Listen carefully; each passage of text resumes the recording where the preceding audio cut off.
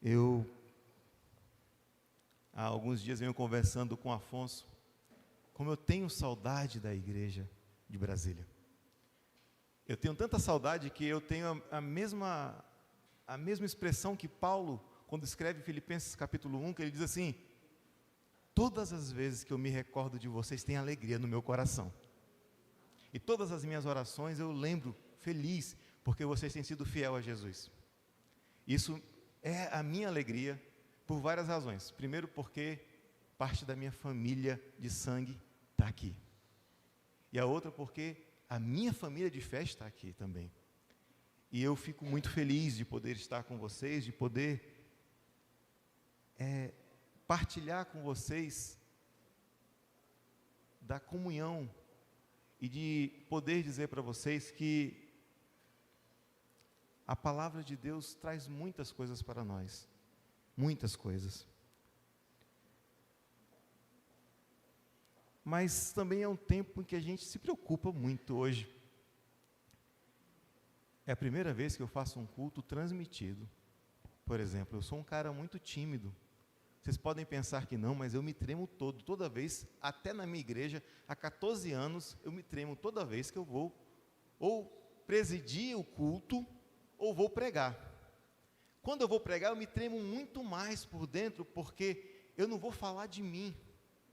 Eu vou falar daquele que criou todas as coisas. E eu fico com medo de falar alguma besteira, de ensinar uma besteira, de querer ficar brincando com as pessoas, com a fé das pessoas, naquilo que eu vou falar.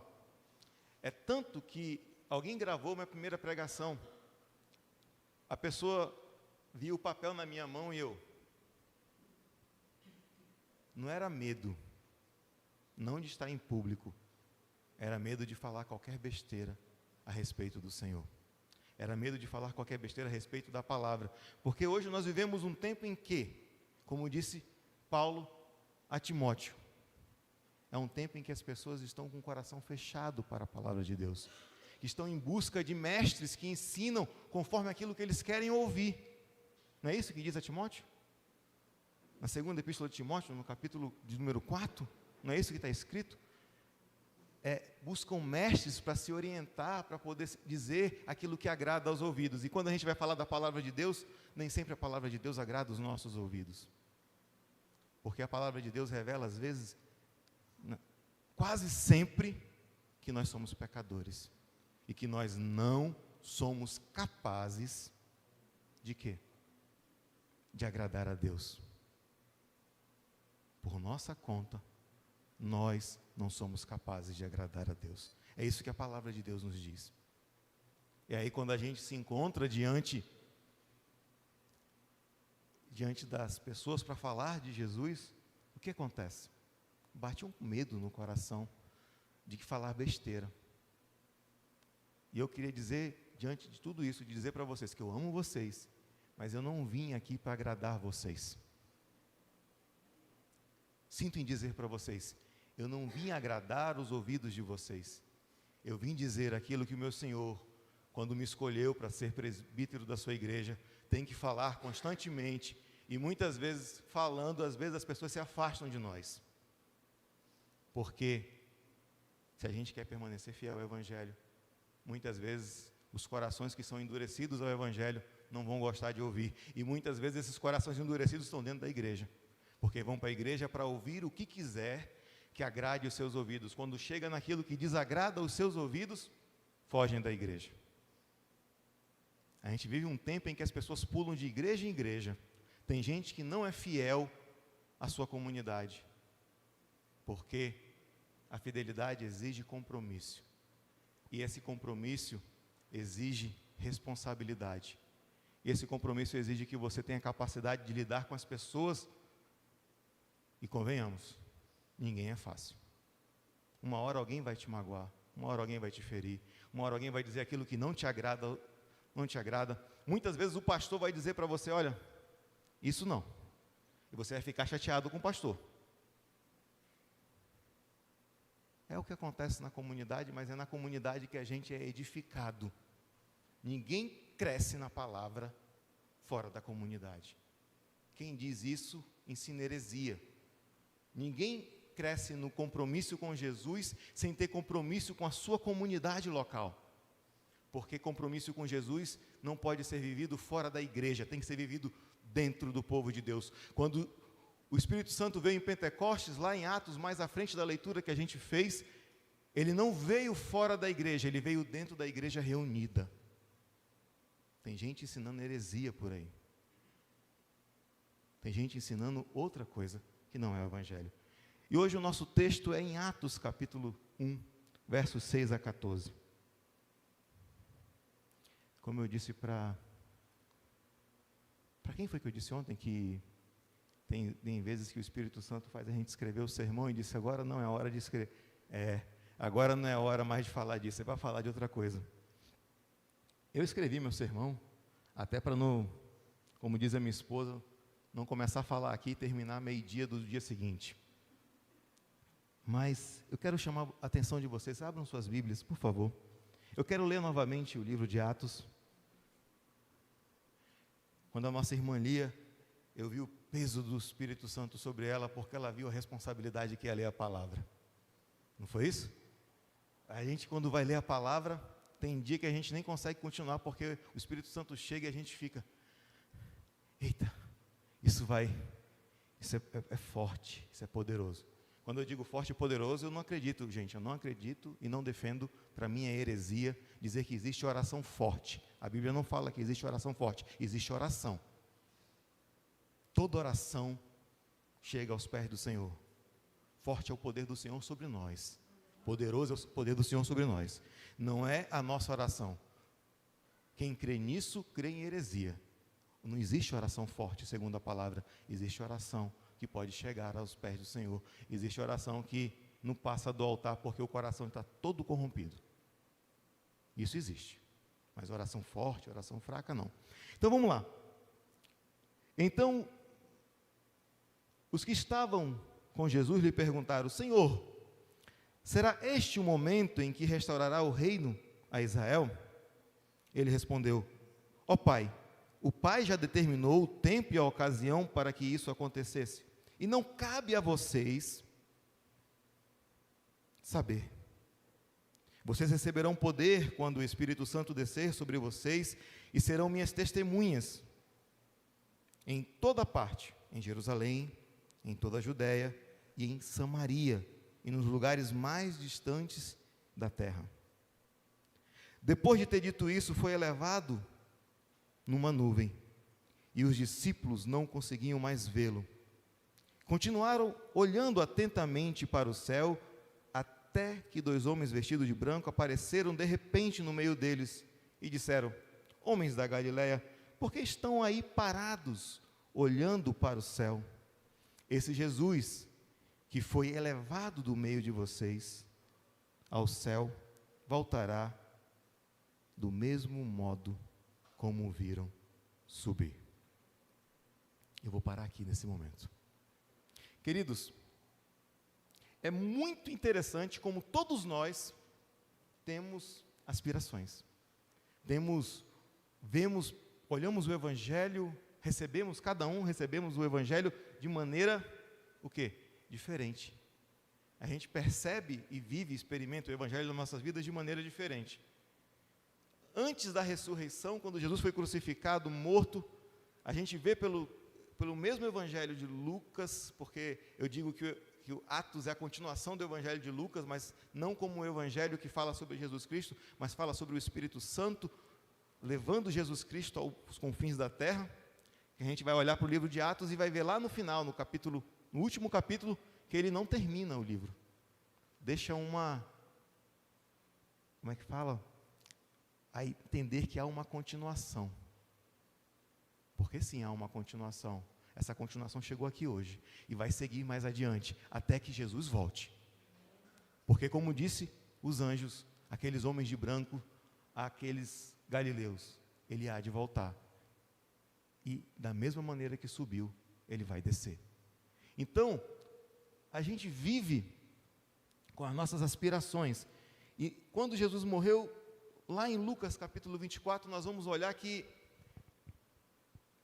aqueles 2 caminhantes de Emaús, tem até música, fizeram músicas, é tão bonito, principalmente aquela parte que eles dizem, fica conosco, Senhor, porque já se faz tarde, né?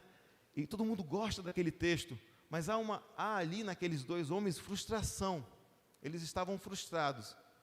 Quando eles falam para Jesus, esperávamos que é Ele que havia de restaurar o reino a Israel, a gente vê o motivo da frustração deles.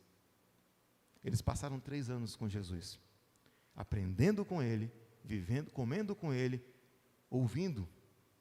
Que prazer maior não é esse? Quantos de nós não almeja poder estar com Jesus, ouvindo diretamente dEle, aquilo que Ele tem para ensinar para nós? E esses homens estiveram lá. E, estando lá, eles ainda não tinham entendido o que Jesus tinha dito. Eles ainda mantinham a mesma mentalidade que havia em todo Israel, a necessidade de um poder terreno instituído. Ainda há no nosso mundo pessoas com essa mesma mentalidade, que precisam de um reino terreno para dizer que é seu. Ainda há na igreja pessoas com essa mentalidade, de que precisam de alguém aqui na terra para exercer. Na igreja hoje ainda tem essas pessoas, que precisam de um governante que seja cristão, que seja representante de Jesus na terra, porque tem necessidade de um rei neste mundo, porque não entenderam a ascensão do Senhor. Quando Jesus é elevado aos céus, e aí tem uma coisa que eu acho muito legal, que quando a gente pensa em céu, eu já parei para conversar muitas vezes com muitas pessoas sobre isso, é que a gente olha para o céu e acha que é esse céu aqui, que Jesus passou aqui, ele subiu, foi e alcançou o espaço do espaço, foi mais longe do que todo mundo e foi embora. Não. Céu não é um lugar físico, mas é a realidade do reino de Deus. A nuvem que cobriu Jesus, a nuvem tem um poder, tem um significado muito forte dentro da nossa cultura bíblica. Ela representa a presença de Deus.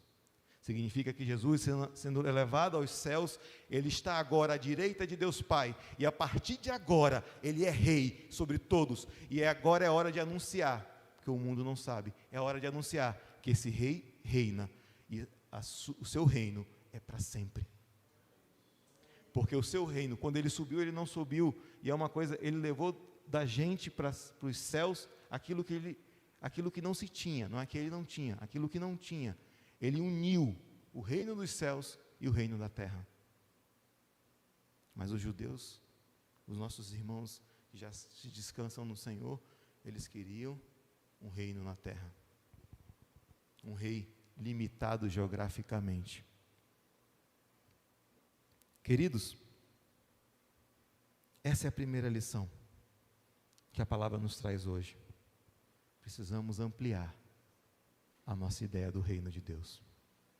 Precisamos entender que o reino de Deus não se limita a um governo nacionalista.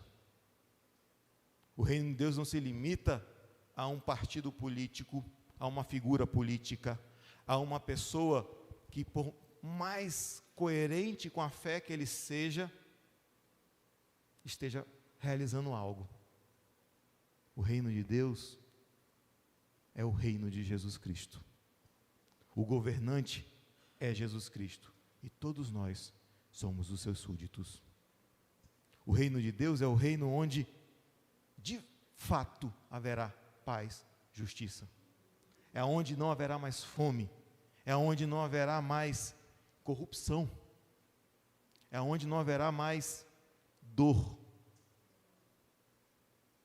Porque, como disse Isaías, se eu estiver equivocado, vocês me corrijam, mas foi Isaías que disse que o leão e o cordeiro pastarão juntos. Leão, predador; cordeiro, a presa. Não vai haver mais esse ciclo predador e presa, como há no nosso mundo, até hoje. Porque quando a gente vê mudanças de poder no nosso mundo, é isso que está acontecendo. O leão está comendo o cordeiro. No reino de Deus, não. Pastarão juntos. Precisamos, então, mudar o foco. E é isso que Jesus disse aos seus discípulos. Olha, não é da competência de vocês saber quando o Pai vai fazer. E aí é uma coisa interessante. Jesus não disse que não vai acontecer. Ele disse, não lhes compete. Não tem nada a ver com vocês. Não é missão de vocês. Isso para de querer ser profeta do futuro. Não é isso, não. Vou profetizar sobre o que vai acontecer. Reino vai subir, reino vai descer, Israel vai governar. Não, não compete a vocês. Compete a vocês outra coisa. O que compete a vocês é, ao receberem da minha parte do Pai, o Espírito Santo, vocês vão ser minhas testemunhas. E aí tem uma coisa bem legal sobre ser testemunha. Quando um rei tomava posse, naquele tempo, e às vezes as pessoas não olham muito para essa questão, mas quando o rei tomava posse naquele tempo, o que ele fazia? Ele enviava mensageiros para anunciar, rei fulano de tal está no poder.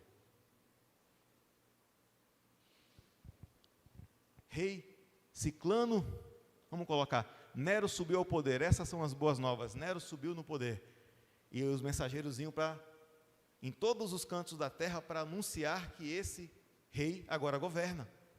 E de repente Jesus disse, vocês vão receber poder, mas não poder sobre as pessoas, vocês vão receber um poder, dínamos, força, para serem minhas testemunhas, para irem e dizerem, olha, o Rei Jesus reina, Ele agora está à direita do Pai, agora todo o poder foi dado a Ele, porque Ele governa, e Ele governa com justiça, e vocês devem se curvar a Ele. É isso que Jesus está dizendo, sejam minhas testemunhas. Só que como acontece com mensageiros, tem reino que não aceita os mensageiros. O que os reinos fazem? Epa, esse rei não governa aqui não. Aí para começar a dizer que não governa aqui, mata o mensageiro. O problema é que, tirando os mensageiros de Deus, os mensageiros do mundo não gostam de morrer pelos seus reis não. É a notícia mais ruim. Porque quando o cara era escolhido para ser o mensageiro do rei, ele ficava pensando, e aí, se eu chego num lugar que não me querem, o que vai acontecer comigo? Eu vou morrer. Mas os mensageiros de Deus não recebem poder para testemunhar. E a palavra testemunha é a que dá origem ao mártir, né? Mártir. Poder para ir até a morte, para dizer, Jesus reina. Olha a questão toda, não se preocupem com os tempos, não é competência de vocês, não se preocupem, pode ser que seja um tempo favorável a você pregar o Evangelho, pode ser que seja um tempo ruim, um tempo de governos opressores e você vai ter que continuar pregando o Evangelho, mas lembre-se, vocês vão receber poder para continuar firmes, independente dos tempos que aconteçam. Independente de um mundo estar confuso, perdido, vocês receberão poder. E esse poder vai dar coragem para vocês anunciarem. E vocês vão e anunciem. Anunciem começando por Jerusalém. Jerusalém é palco de coisas engraçadas, né? e contraditórias. Porque Jerusalém crucificou Jesus. Foi em Jerusalém que Jesus foi crucificado. Ali, Jerusalém ainda, naquele momento, parecia um símbolo de derrota. Porque, de fato, só algumas pessoas viram Jesus ressurreto. Só aqueles a quem Jesus queria que fossem dado esse direito. Mas Jerusalém parecia um local de derrota. E, de repente, é dali que começa um movimento que agita o mundo todo até hoje. Quando o Espírito Santo vem, que a gente celebra no dia de Pentecostes, quando ele vem, dali de Jerusalém, há uma inundação do mundo, de forma mais clara, da presença desse rei que governa. emana poder.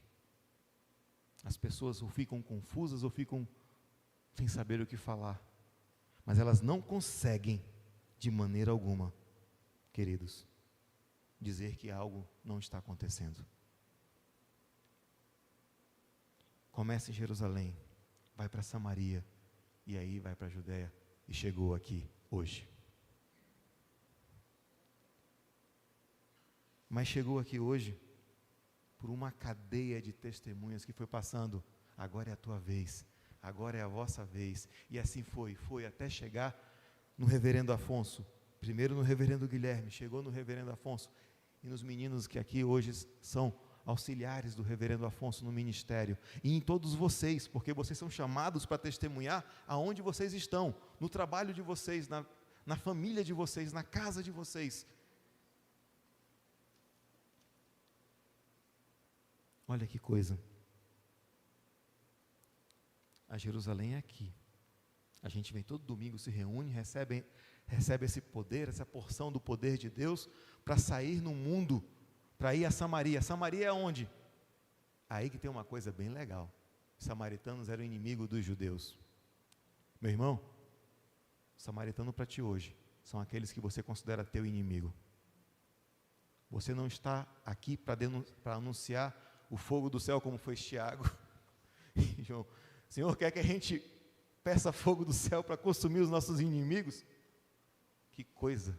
Não, você não está aqui para isso, você está aqui para dizer: ei, Jesus te ama. Você está aqui mas você não está aqui só para dizer que Jesus te ama. Você está aqui para dizer, a partir dos seus atos, que Jesus ama aquela pessoa. Você é chamado para amar o seu inimigo. Por isso, ir a Samaria. Os samaritanos eram inimigos dos judeus.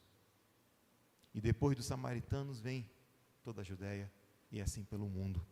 Então a gente precisa entender, isso não deve acontecer de forma, porque tem crente que é assim, não deve acontecer de forma programada, por fase não. Estava acontecendo tudo misturado. Jerusalém, Samaria, Judéia, quer dizer, significa que tem que acontecer ao mesmo tempo. Durante a sua vida, o seu testemunho tem que ser entre os seus irmãos, os da sua fé, e entre aqueles que você não considera amigos, porque te perseguem ou te tratam mal, ou porque pensam diferente de você, e também entre aqueles que estão distantes de você, que não te conhecem. Assim é a sequência. Irmãos, e para que isso aconteça, nós precisamos estar em oração, e aí vamos adiante nos versos finais. Então voltaram do Monte das Oliveiras para Jerusalém. Aqui, ó, Jerusalém. Temos que estar aqui. Para Jerusalém. Quando chegaram, subiram à sala do andar superior da casa onde estavam hospedados. Estavam ali Pedro, João, Tiago, André, Felipe, Tomé, Bartolomeu, Mateus, Tiago, filho de Alfeu, Simão, Zelote e Judas, filho de Tiago. Todos eles se reuniam em oração com um só propósito, acompanhados de algumas mulheres e também de Maria, mãe de Jesus, e os irmãos dele. Olha, eles receberam a promessa, eles entenderam que tinham que revisar, ajustar a rota. Ajustar a rota. Onde que eles tinham que estar? Em Jerusalém. Tem gente que não quer estar em Jerusalém. A pessoa tem condição de estar em Jerusalém, ele quer assistir Jerusalém da internet. Vocês já olharam algum programa sobre cidades e ficaram olhando, eu quero conhecer essa cidade. Que cidade bonita. Mas nunca foram lá. Tem a oportunidade, mas não vão. Ah, mas eu conheço. Não conhece não. Você viu ela. Você não conhece, você viu. Tem muitas cidades que eu olho e acho muito bonito. A nossa irmã foi a Portugal recentemente, me mostrou um monte de foto e eu tenho vontade. Eu vi Portugal, mas eu não conheço Portugal. Tenho vontade de conhecer. E geralmente a gente tem que pegar a nossa vontade e fazer se realizar, de ir a um lugar. E assim tem sido hoje na igreja, as pessoas não têm vontade de estar. Hoje não, mas eu vejo a igreja da internet. Eu não estou dizendo, irmão, que você que está online nos acompanhando, porque não pode hoje, que você está errado. Eu estou dizendo que aqueles que podem estar aqui hoje, mas não estão, ficam acomodados a estar olhando à distância, pode estar perdendo a oportunidade de algo que Deus tem para entregar para ele aqui, porque é em Jerusalém, é onde o povo se reúne para orar, que Deus se manifesta.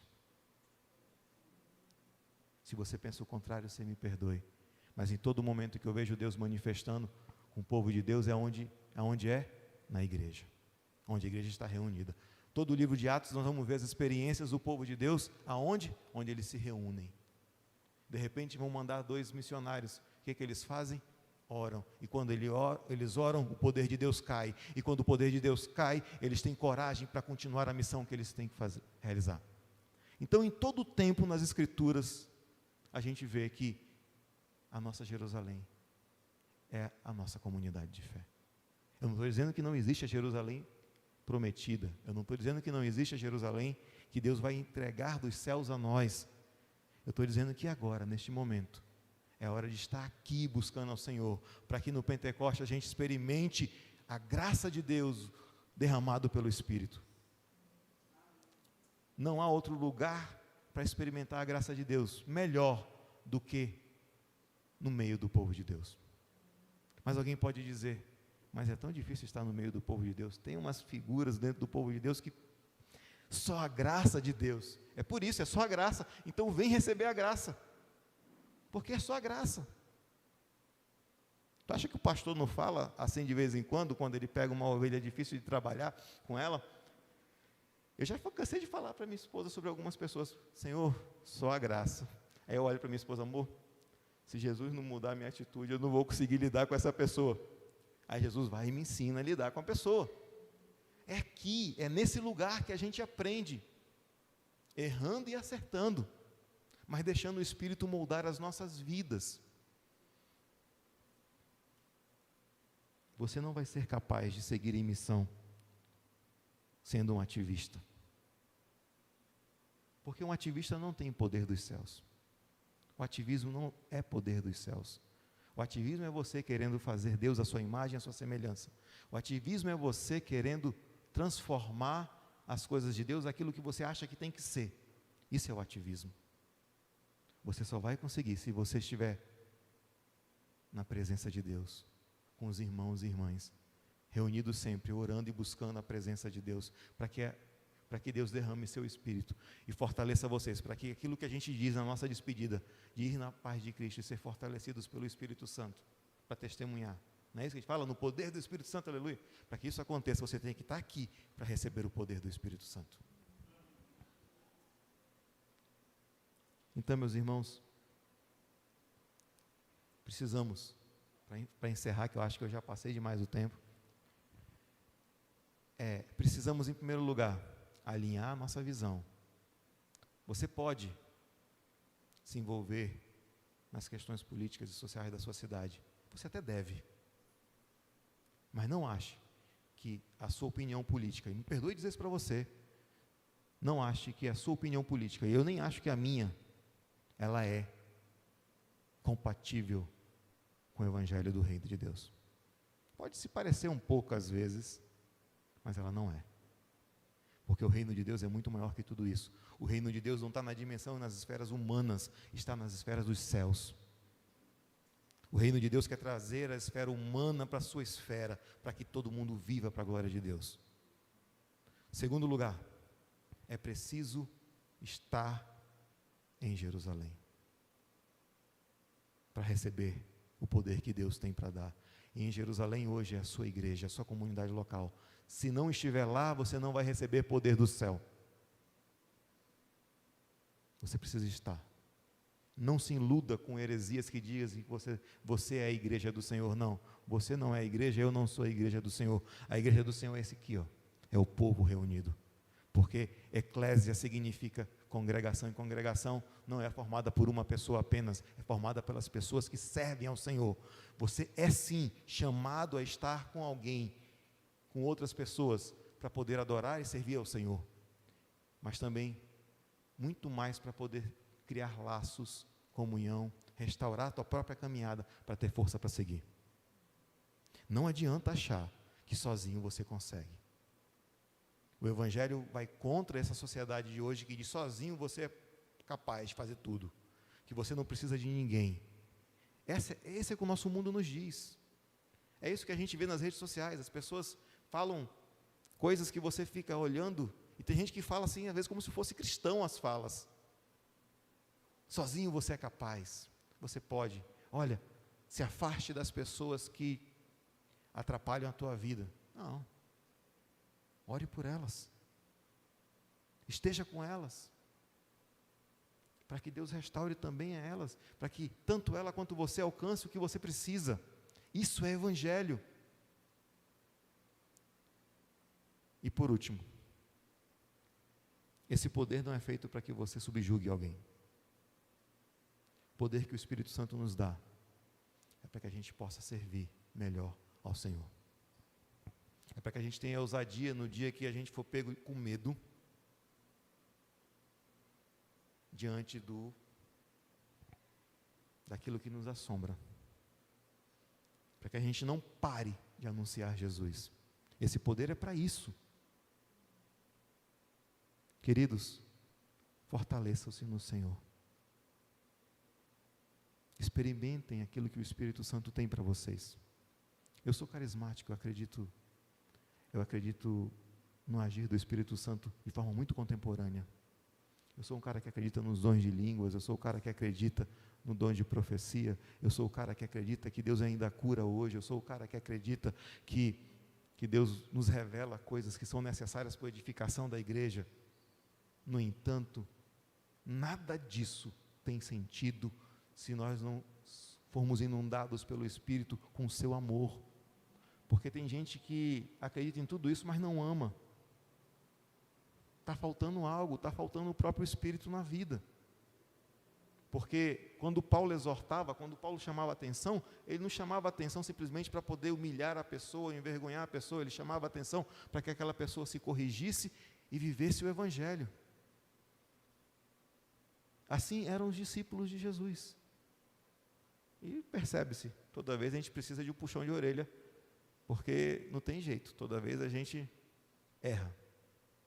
Mas a gente precisa entender que esses dons, sem amor, como diz em 1 Coríntios, não tem valor nenhum. Esses dons, sem uma entrega sincera, não faz nada para a igreja. Só cria confusão, porque tem gente que fala em línguas, mas na rede social cospe ódio. Que edificação teve essa pessoa? Que realidade tem essa pessoa do reino de Deus? Qual a percepção que ela tem de Deus?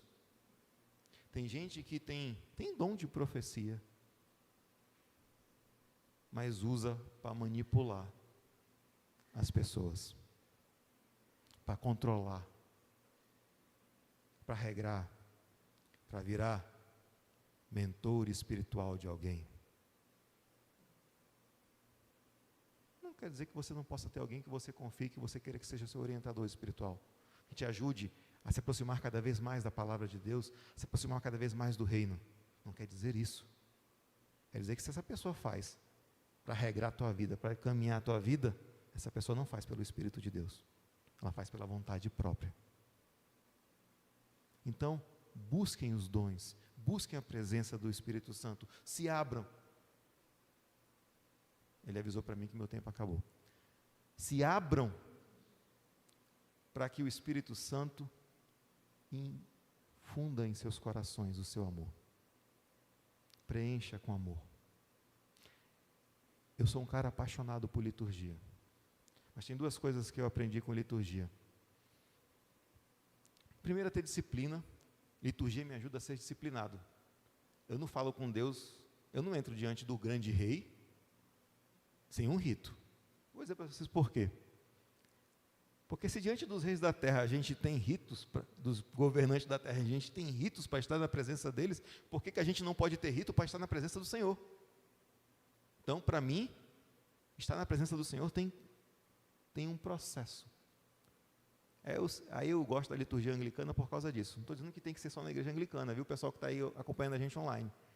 Porque o Senhor se manifesta em todas as igrejas que professam Jesus Cristo como Senhor. O que eu estou dizendo é que o rito tem, nós nos aproximamos, nós fazemos um autoexame, nos purificamos, nos limpamos, e nós ouvimos atentamente o que Ele tem a dizer, e em resposta ao que Ele tem a dizer, nós clamamos. E aí depois nós saímos da presença dEle já com a missão que Ele nos entrega, para acompanhar a semana com a missão. Então tem todo um processo na liturgia. Eu falava também, eu sou um carismático que gosta de Santa Ceia todo domingo. E eu estou fugindo da pregação, mas eu quero falar para vocês por quê que eu gosto disso. E eu vou dizer uma coisa que vocês às vezes podem não ter pensado. Eu sinto falta. Hoje eu estou sentindo falta de partir o pão com Jesus. Não estou dizendo que está errado. Mas é que algumas pessoas chegam para mim argumentando que, mas perde a solenidade. Ué, você perde o Espírito toda vez que tem ceia? Porque a solenidade criada no Espírito Santo não é solenidade constante. Primeiro ponto. A segunda é, mas temos que ter tempo para nos preparar. Meu amigo, eu estou saindo aqui depois do poder no Espírito Santo, eu começo a me preparar para o próximo domingo, para no próximo domingo eu ter dignidade de estar diante da mesa do Senhor e com Ele ceiar.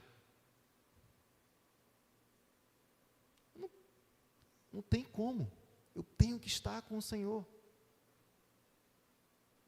E por último, Ele nos ordenou que fizéssemos todas as vezes em sua memória. Porque Ele diz assim, olha o que Ele diz. Paulo vai dizer, porque todas as vezes que comemos este pão e bebemos este vinho, anunciamos a morte do Senhor, até que Ele venha. Então, para mim, isso tem que ser feito todo encontro da igreja. Não é sendo ritualista, não. É porque eu tenho necessidade. E tem um quarto ponto. Eu sou sacramentalista. A minha volta para a presença do Senhor aconteceu no sacramento da Eucaristia. Eu já contei algumas vezes para as pessoas isso. Que eu vinha com o reverendo Guilherme, há uns anos atrás, que eu, jovem, todo empolgado, eu quero encontrar um emprego em Brasília, a cidade dos meus sonhos. Eu amo muito Brasília, viu? Eu quero encontrar um emprego em Brasília, era novo na minha área de profissional, que eu sou analista de TI, e eu queria. Duas coisas aconteceram comigo antes de vir. Vou contar esse testemunho e vou encerrar a pregação. É que quando Deus faz isso com a gente, eu acho engraçado como Deus trabalha com a gente. Como eu disse, eu sempre acreditei em profecia, sempre acreditei nesses dons espirituais.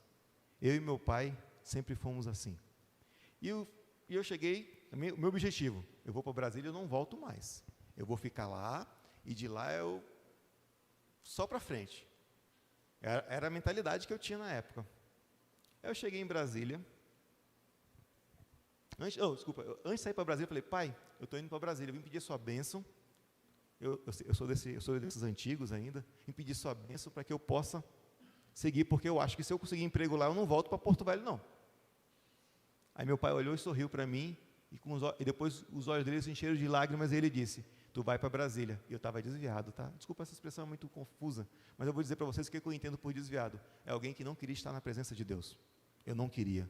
Eu tinha me magoado na igreja e não queria estar na presença de Deus. Eu também não gosto dessa expressão, minha irmã, mas é dessa forma que eu quero dizer. Eu era alguém que não queria estar na presença de Deus. E aí, meu pai olhou cheio de lágrimas e falou assim, tu vai para Brasília sim, meu filho, mas não vai ser emprego que tu vai encontrar não, porque lá Deus está te chamando para conversar contigo. Aí eu comecei a rir, papai, e fui embora. Aí estou lá sentado com o reverendo Guilherme, filho, amanhã vai ter culto lá na catedral, você quer ir comigo? Ah, eu vou desrespeitar meu tio, né? Eu vou para a catedral, eu vou lá, me arrumei, acho que a Aline foi com a gente, não lembro direito, foi mais algumas pessoas, vocês cantaram nesse culto, eu acho. E eu sentei lá no banco, mas quando eu olho, eu fui criado na Assembleia de Deus. Eu tinha uma mentalidade um pouco fechada para algumas coisas. Quando eu olho, vem aquele monte de padre. Olha o que vai na minha cabeça. Eu tenho medo de fazer, eu nunca mais faço isso quando eu vejo algumas coisas. Olha o que vai na minha cabeça. Pronto, tio Guilherme me trouxe para uma igreja cheia de padre. Eu não conhecia a igreja anglicana. Agora eu estou aqui nesse negócio cheio de padre. Aí, sentado, aí sobe o bispo para pregar no púlpito. E o tema era secularização. As pessoas estão secularizadas. Como eu disse, eu sou carismático. O culto era muito formal, mas quando Deus quer falar com a gente, Ele fala do jeito que Ele acha melhor falar. E o Espírito Santo disse, esse é você, o cara secularizado. E eu comecei a ficar com vergonha mesmo no culto, comecei a me abaixar no banco, meu Deus, isso sou eu. E a pregação. Mas no momento da Eucaristia, quando eu aquilo começou a me encantar. Eu já tinha assistido missas, mas não me encantava. Mas aquilo começou a me encantar. Meu coração começou a se encher de alegria e tristeza ao mesmo tempo por conta dos meus pecados. E aí, uma voz dizia para mim, vem. Não foi a voz do pastor chamando o pessoal para tomar ceia, não. Foi a voz do Espírito Santo dizendo, eu quero comungar contigo. Gente, eu me enchi de lágrimas, mas eu não fui. Eu confesso, eu não fui. Eu fiquei com medo. Aí eu estou sentado com o reverendo Guilherme na casa dele, conversando, e o reverendo Guilherme diz assim, meu filho, por que você não foi tomar a Eucaristia? Eu fiquei olhando para ele assim, com uma cara, o que é isso? Uma inquisição? Ele disse, porque eu sei que no teu coração tu tinha sentido o convite de Deus. Aí a lágrima, puxa de volta. Realmente, eu confessei, realmente, tio, eu senti vontade, não sei que vontade foi essa, mas os meus pecados não permitiam. Ele falou uma coisa muito importante, mas Jesus não te chamou? Por que tu ia recusar um convite de Jesus? Eucaristia para mim, essa uma das razões que eu celebro todo domingo, é porque todo domingo eu me encontro com Jesus no partir do pão. Então, meus irmãos, seja todo domingo ou seja uma vez por mês, lembrem-se de se encontrar com Jesus no partir do pão. Deixem o Senhor falar com vocês, aos corações de vocês. Mas não criem barreiras para experimentar as coisas do Senhor. É isso que eu quero dizer no final. Porque se vocês continuarem com a mentalidade terrena que os discípulos tinham, não vão conseguir ver o que Deus tem para fazer na vida de vocês. Porque a mentalidade terrena quer limitar a região, quer limitar a experiência. Mas a realidade do céu quer abrir você a novos horizontes. Horizontes esses onde o Espírito Santo te leva para onde Ele quer, faz com você o que Ele quer. Então se preparem para o domingo que vem, para que fogo caia do céu e vocês tenham coragem de se tornar um exemplo em Brasília da presença de Deus. Mas não limitem o Senhor na vida de vocês. Vamos ficar de pé?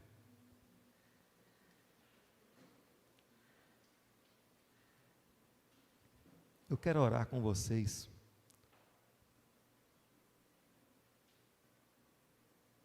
Jesus disse que tudo que pedirmos em seu nome, Ele nos dará.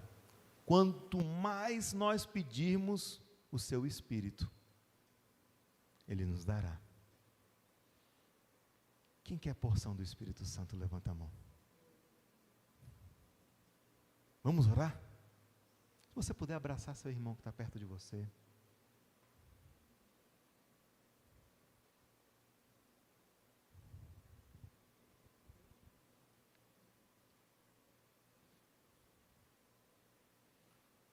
Mas olha, é o alerta, hein? Esse poder não é para vocês governarem sobre as pessoas, não, é para vocês servirem. É para vocês serem os mensageiros, as testemunhas que vão enfrentar até a morte, se preciso, para testificar de Jesus Cristo.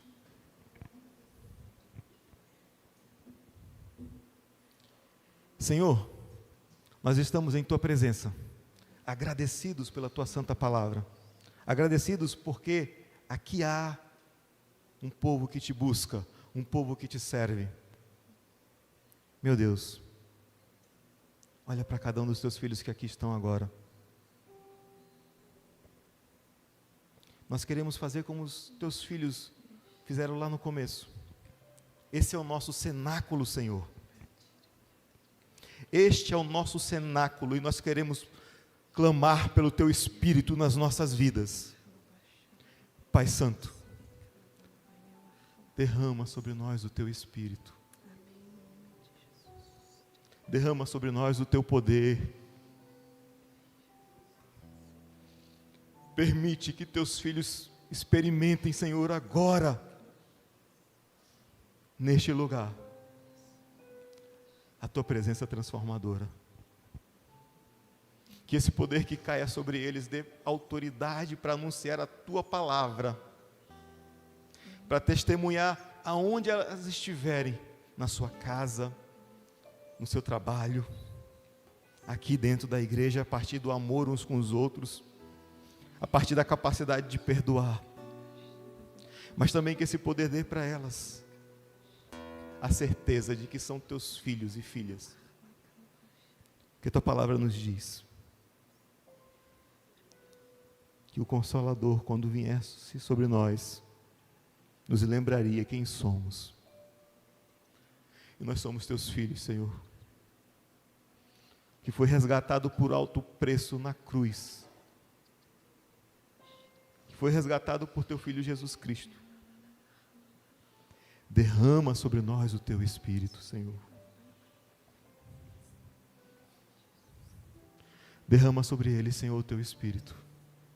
Permite que eles experimentem a tua presença. Para que ao dizer no final, que vão sair aqui no poder do teu Espírito, eles tenham coragem, diante de todas as circunstâncias, tenham coragem de te servir, tenham coragem de dizer, até aqui o Senhor tem nos ajudado, o seu amor está sobre nós, e o teu amor nos move. Derrama aqui, Senhor, sobre esse altar, o teu Espírito, para que teus filhos, Senhor, continuem com coragem louvando o teu nome, e durante os louvores eles possam também perceber as dimensões do céu. Amém, em nome de Jesus. Oh, glória. Deus Santo, nós somos os teus filhos e estamos clamando a Ti. Que Pentecoste não seja só no próximo domingo nas nossas vidas, mas seja constantemente, que todas as vezes, Senhor, que nós venhamos a nos reunir, Teu Espírito nos encha, e nós possamos perceber quanto somos amados por Ti, e que esse amor possa nos mover a amar os nossos irmãos e irmãs, a amar aqueles que ainda não se encontraram contigo, a ter ousadia para dizer, Jesus Cristo reina. Oh Deus amado, Glória a Deus. que nós sejamos uma nação de profetas, uma nação de servos do teu reino, corajosos, que não esperam e não criam expectativas em nenhum reino deste mundo, mas confiam e vivem alegremente na expectativa da glória de Deus, do Senhor Jesus, que já está ao teu lado, Pai. E é em nome dEle que nós clamamos, ser conosco, Senhor. Derrame sobre nós o teu Espírito. E é em nome dEle. Amém.